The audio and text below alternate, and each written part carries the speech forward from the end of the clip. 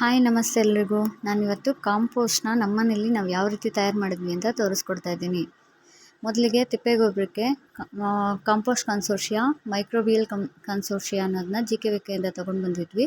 ಈ ಪೌಡರ್ಗಳೆರಡನ್ನೂ ಹಾಕಿ ಮಿಕ್ಸ್ ಮಾಡಿಕೊಂಡು ನಂತರ ಅದಕ್ಕೆ 30 kg ಕೋಕೋಫೀಟ್, 60 kg ಎರೆಹುಳು ಗೊಬ್ಬರನ ಹಾಕಿ ಮಿಕ್ಸ್ ಮಾಡಿಕೊಂಡು, ಅದಾದಮೇಲೆ ಅದಕ್ಕೆ 10 kg ಹೊಂಗೆ ಹಿಂಡಿ, 10 kg ಬೇವಿನ ಹಿಂಡಿ ಹಾಕ್ಕೊಂಡು ಮಿಕ್ಸ್ ಮಾಡ್ಕೊಂಡ್ವಿ.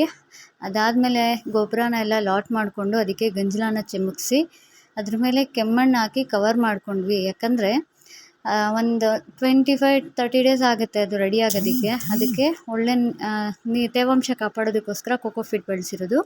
ಅದಕ್ಕೆ ಮೇಲ್ಗಡೆ ಲಾಟ್ ಮಾಡಿಕೊಂಡು ಅದಕ್ಕೆ ದಿನ ಬಿಟ್ಟು ದಿನ ನೀರನ್ನು ಚಿಮುಕಿಸ್ಕೊಂಡು ತೇವಾಂಶ ಕಾಪಾಡ್ಕೋಬೇಕು. ಈ ರೀತಿ ಮಾಡಿಕೊಂಡ್ರೆ ಒಂದು 30 ಡೇಸ್ಗೆ ಒಳ್ಳೆ ಕಾಂಪೋಸ್ಟ್ ಗೊಬ್ಬರ ರೆಡಿ ಆಗುತ್ತೆ.